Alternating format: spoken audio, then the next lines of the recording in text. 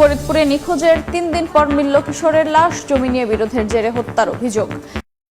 ফরিদপুরে নিখোঁজের 3 দিন পর মিলল এক কিশোরের লাশ। নিহতের পরিবারে চলছে মাতম। জমিজমা সংক্রান্ত বিরোধের জেরেই এই হত্যাকাণ্ড বলে দাবি স্বজনদের। তদন্ত করে জড়িতদের বিরুদ্ধে ব্যবস্থা নেওয়ার আশ্বাস পুলিশের। সজল শিকদারের পাঠানো তথ্য, ছবি নিয়ে রিপোর্ট। 3 দিন ধরে নিখোঁজের পর বাড়ি ফিরল ছেলের নিথর দেহ। শোকে পাগল প্রায় মা সাবিনা বেগম।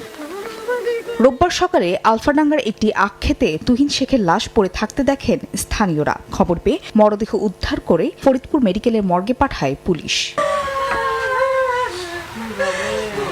বৃহস্পতিবার কাজে যোগ দিতে ভাটপাড়া গ্রামের বাড়ি থেকে বের হয় তুহিন। এরপর থেকে নিখোঁজ ছিল সে। পরিবারের দাবি, জমিজমা নিয়ে প্রতিবেশীদের সঙ্গে বিরোধের জেরেই এ হত্যাকাণ্ড।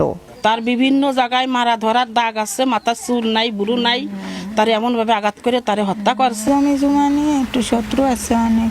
আমার ছেলেরা যারা হত্যা করছে তাদের বিচার চাই। হত্যায় জড়িতদের গ্রেফতারের পাশাপাশি নিহতদের পরিবারকে আইনি সহায়তা দেওয়ার আশ্বাস দিয়েছে পুলিশ। ময়নাতদন্তের রিপোর্ট আসলে হত্যাকাণ্ডের মূল রহস্যটা উদ্ঘাটন হবে। আর এই বিষয়ে ওনাদের পক্ষ থেকে অভিযোগ দায়ের করলে আমরা আইনগত ব্যবস্থা নিব।